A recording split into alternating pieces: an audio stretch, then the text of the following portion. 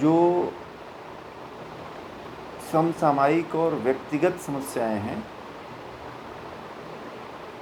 इनसे संबंधित प्रश्नों को रखा करिए। समझ रहे हैं? क्योंकि पता चलता है कि आप इसी से आप लोग उबर नहीं पाते हैं, तो फिर आध्यात्म की गहराइयों में ये जो जब आध्यात्म की बात होती है, जब योग की बात होती है, दर्शन की बात होती है, सांख्य की बात होती है, तो फिर यही समस्या आप लोगों को बड़ा दिखता है। ठीक है? इसलिए दिखता है कि जो अपनी समस्या होती है वो क्या होती है, वह उसके तो आसपास हम लोग उसको समाधान करने के लिए कभी जाते ही नहीं। ठीक है? तो जो ज्ञान बाहरी ज्ञान होता है, जो हम लोग पढ़ रहे हैं, जो सांख्य पढ़ रहे हैं, गीता आदि जो भी जितने भी ग्रंथ पढ़ रहे हैं, वो थोड़ा सा हमें अलग लगता है। परंतु आध्यात्म और हमारा जीवन दोनों एक सिक्के के पहलू हैं। ये मत समझिएगा कि जीवन कुछ अलग है और आध्यात्म कुछ अलग है। जीवन के पार जाना ही अध्यात्म है। समझ रहे हैं ना आप लोग? तो जीवन से कट कर के आप ये मत सोचिए कि जीवन से कट कर के हम कभी आध्यात्मिक होने का प्रयास करेंगे, चाहे धार्मिक होंगे। आध्यात्म की यात्रा जो है कहाँ से प्रारंभ होती है? जीवन से ही प्रारंभ होती है, चित्त से ही प्रारंभ होता है। महर्षि पतंजलि ने योग दर्शन में सबसे पहले कहा कि चित्त की भूमियों में रहने वाला धर्म ही क्या है?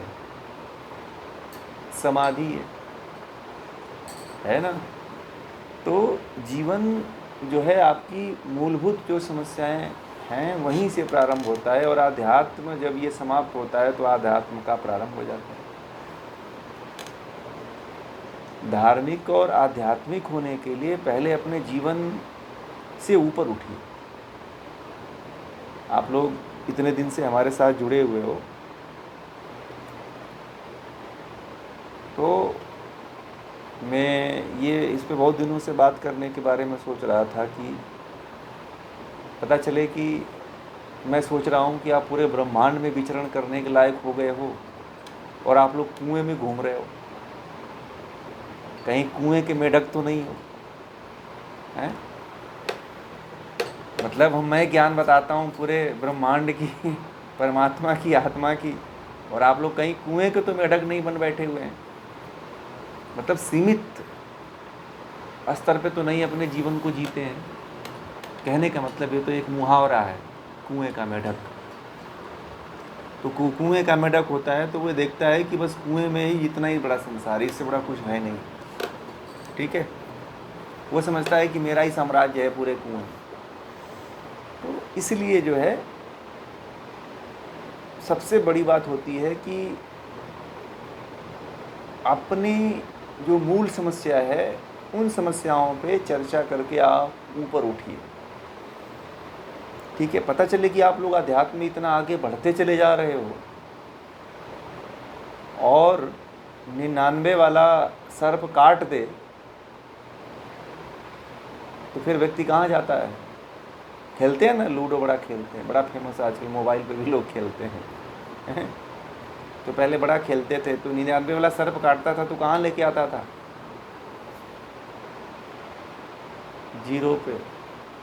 जीरो पे लेकर आता था ना।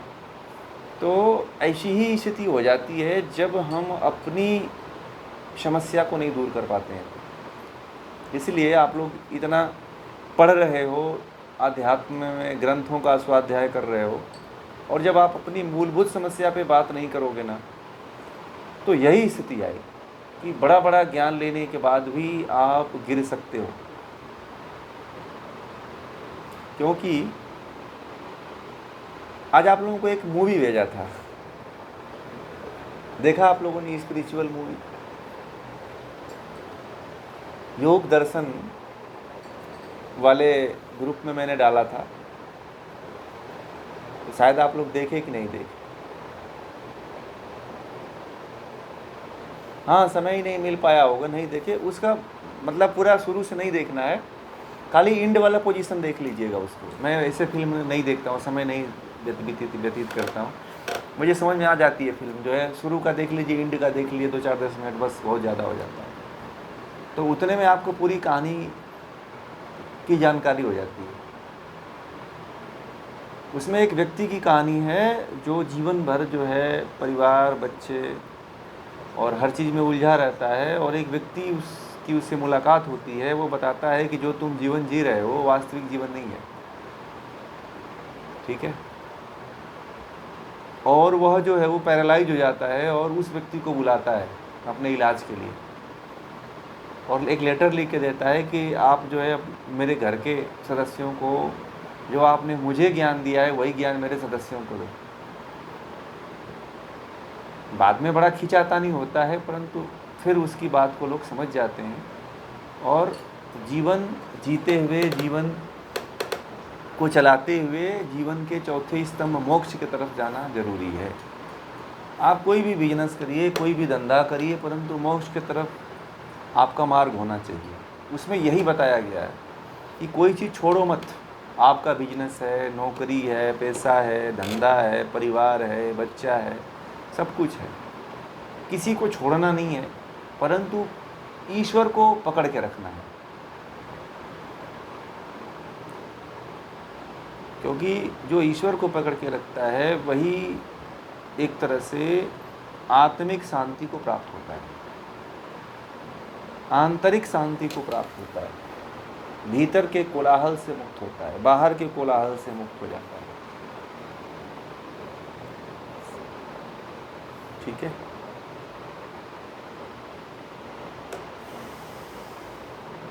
बताइए। तो मैं इस बात को कह रहा था कि अपनी मूलभूत समस्याओं पे ज़रूर बात किया करिए, क्योंकि पता चले कि आप अपने कमजोरी को छिपा कर रखे हुए हो और वही कमजोरी नाव को डुबो रही हो, ठीक है। तो आध्यात्म में की ऊंचाइयों पे आप फिर ऊपर तक नहीं पहुंच पाओगे, ठीक है। सामना तो करना पड़ता है आध्यात्मिक ऊंचाइयों पर आगे बढ़ने के लिए।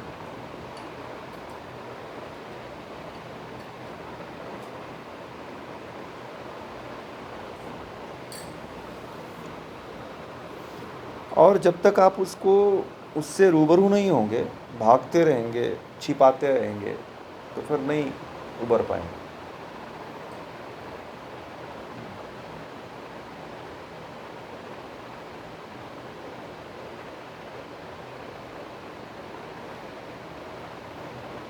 उसमें पहले तो यही था कि जो मिलावट वाले सूत्र थे उनका, और उस विषय पे चर्चा हुई जो उसमें सांख्य में था। और फिर जो बिना मिलावट के आए हैं, जो 18 सूत्र से, 18 सूत्र के बाद जो है 55वें सूत्र से जो है 54 तक तो मिलावट ही था। 55वें सूत्र से हमने जो सही वास्तव में जो पीछे 18 छोड़ कर आए थे, उसी के क्रम में जो है स्वभाव और प्रकृति जो पीछे पड़ करके छोड़े थे, वहीं से शुरू हुआ फिर दोबारा जो सूत्र थे उसी से संबंधित थे, बाकी और कुछ नहीं है। बाकी वीडियो आप लोगों को मिल जाएगी, उसके लिए तो वीडियो कल तक डाल देंगे, आप उसको सुन लीजिएगा, ठीक है।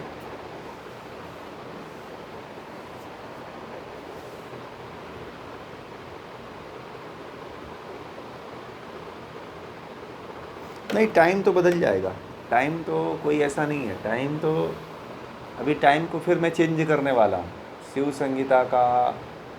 अभी बहुत से लोगों को टाइम जो सूट होगा उसी पे किया जाएगा, ऐसा नहीं है।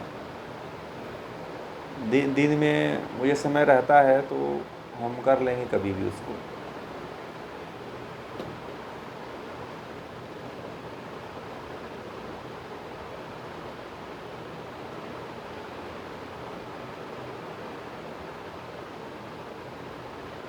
हाँ, तो आप वीडियो सुन लीजिएगा। अब देखते हैं, अभी डेट अभी बढ़ेगा, अभी डेट बढ़ाएंगे 1 हफ्ता और अभी, ठीक है। रजिस्ट्रेशन लोगों का कम है, तो जब तक 8-10 पूरा नहीं होंगे तब तक फिर शुरू नहीं करेंगे अभी, ठीक है ना। अब क्या होता है कि जो लोग शुरू करने के लिए कहते हैं वही अभी नहीं जुड़े हुए हैं लोग, तो फिर अभी अब उसमें मैंने बोला था कि 8-10 लोग होंगे तो ही शुरू करेंगे, ठीक है। तो बहुत लोग कह रहे थे कि ग्रंथ संहिता या फिर ये शिव स्वरोदय जो है स्वर विज्ञान पे आधारित है। स्वर विज्ञान है या हठयोग जो है, इसमें हठयोग और स्वर विज्ञान दोनों है। ये पढ़ना इसलिए ज़रूरी है कि ये जो भगवान शिव के द्वारा जो विद्याएं थीं वो माता पार्वती को हर संवाद में अलग अलग विद्या दिए हुए हैं योग की, जो बिखरी हुई है, जो एक जगह नहीं है कि आप उसको एक जगह पढ़ सको। अब जैसे हठ प्रदीपिका पढ़ाया गया, ग्रंथ संहिता पढ़ाया गया, हठ रत्नावली पढ़ाया गया, सिद्ध सिद्धांत पढ़ाया गया, तो ये माता पार्वती और भगवान शिव के बीच का संवाद है। और जितने ग्रंथ हैं उन सभी ग्रंथों में अलग अलग ज्ञान है, ऐसा नहीं है कि एक ही ज्ञान है। तब जाकर के तंत्र पूरा होता है, तब जाकर के आप हठ योग के पूर्ण जानकार बनते हो। आप ऐसा नहीं कि केवल हठ प्रदीपिका पढ़ लोगे तो आप इसके जानकार हो जाओगे, ऐसा नहीं है। क्योंकि जो हठ प्रदीपिका में हो ग्रंथ संहिता में नहीं है, जो ग्रंथ संहिता में है वो हठ रत्नावली में नहीं है। आप जितने ग्रंथ पढ़ोगे उसमें अलग अलग भिन्नता है। हठ योग का पूरी तरह से ज्ञान होना जरूरी है, क्योंकि हठ योग ही है जो प्रैक्टिकल है, ठीक है। और प्रैक्टिकल विषय को जानना जरूरी होता है। मैं जो भी ग्रंथ शुरू करता हूँ उसके पीछे कोई बहुत बड़ा रीजन होता है, जो मैंने जहाँ तक समझा है। और जब तक व्यक्ति उसको नहीं जान पाता है तो फिर वो योग में या योग के क्षेत्र में अधूरा ही बना रहता है।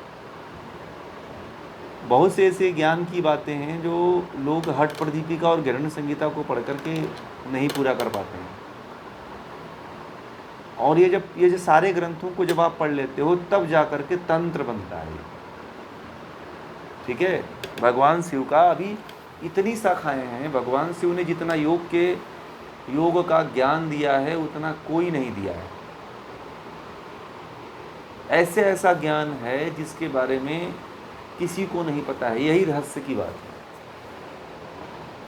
और जिन ग्रंथों पे मैं आप लोगों को लेके जा रहा हूँ उस पर कोई फोकस नहीं करता है।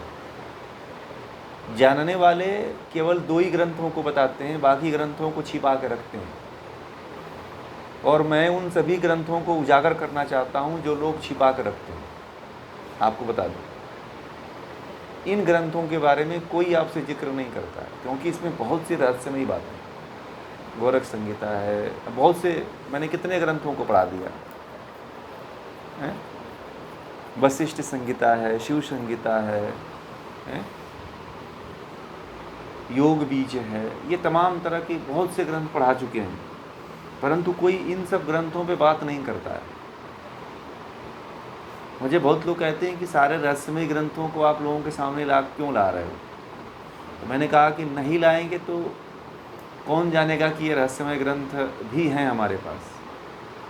लोग तो परिचय भी नहीं सुने हुए। जैसे आपने पूछा कि शिव स्वरोदय पढ़ना क्यों जरूरी है ना, तो उनको तो पता ही नहीं है। बहुत से लोगों को इन ग्रंथों के बारे में तो पता ही नहीं है। जब तक नहीं पढ़ाया जाएगा तो आप कैसे जानोगे कि इसमें कौन कौन से रहस्य हैं। हठ प्रदीपिका ग्रंथ संहिता इसलिए आप लोग पढ़ रहे हो कि आप लोगों के सिलेबस में पढ़ता है, डिप्लोमा MA MSc के सिलेबस में डाल दिया है तो आप लोग पढ़ते हो। परंतु हठ योग, यदि योग को पूरी तरह से समझना है तो जितने ये ग्रंथ पढ़ाते हैं इन सभी ग्रंथों को समझना और पढ़ना चाहिए, ठीक है। तो गहराई में आप जा सकते हो। आप कुछ योग में देखिए, आध्यात्म में यदि उतरना है तो पहले ज्ञान पूरा करिए। बिना ज्ञान के आप आध्यात्म में या पानी में कूदते हो तो तैर नहीं पाओगे, हाथ कितना भी चला लो, क्योंकि तैरने के लिए युक्ति की ज़रूरत होती है। एक व्यक्ति था, तैरने के लिए पानी में तो कूद गया, परंतु हाथ को पानी में न चला करके ऊपर चलाता था कि बचाओ बचाओ बचाओ बचाओ। और जितनी बार वह पानी में कूदा उतनी बार जो है वो डूबने से बचा और लोगों ने बचाया। क्यों? क्योंकि वो सुन रखा था कि हाथ चलाने से व्यक्ति तैरने लगता है। तो वो पानी में न चला करके हवा में पानी में कूदता था और हवा में ऐसे ऐसे चलाता था। कहने का मतलब है कि बिना युक्ति का और बिना ज्ञान का कोई व्यक्ति नहीं समझ पाता। ठीक है। इन ग्रंथों को पढ़ने की इच्छा सभी में नहीं जागृत होती है। जो बड़े रुचि वाले होते हैं, भी हमने जो कबीरदास जी को पढ़ाया, यही कबीरदास जी की कक्षा अगर आप कहीं और करोगे तो कबीर की कक्षाएं जो है बहुत महंगी होती है। ठीक है। आप जो मैंने आप लोगों को आचार्य प्रशांत हैं उनके यहाँ यदि एक ग्रंथ का कोर्स करोगे तो आपको 70,000 80,000 लोग पे करते हैं। ठीक है। और वह हमारी तरह एक दिन में नहीं पूरा करते हैं, इतने दिन में नहीं पूरा करते हैं। वो उनका एक टारगेट है 10 दिन का 15 दिन का, उसमें वो पूरा करके भेज देते हैं। वो पूरा भी नहीं करते हैं, उसमें सेलेक्टेड जो शब्द के पद होते हैं, शब्द होते हैं, उन्हीं को चुन करके बताते हैं। तो और आप इंटरनेशनल स्तर पे जाओगे तो कबीर को